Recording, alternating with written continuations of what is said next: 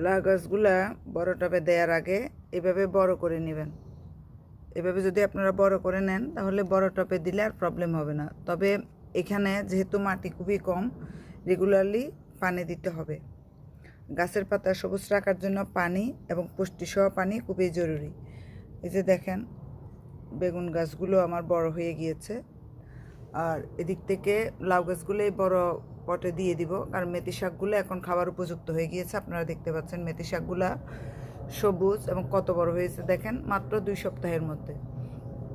আপনারা চাইলেই ঘরে বসে মানে বারান্দায়, টবে বা ওই যে গার্ডেনে এইভাবে বিভিন্ন ধরনের শাকসবজি অর্গানিক করে খেয়ে নিতে পারেন। আবার এদিকে দেখেন আলু শাকগুলো কত বড় হয়েছে, আলু হয়েছে। আলু সাধারণত আমি লাগাই বেশিরভাগ ক্ষেত্রে শাক খাওয়ার জন্য।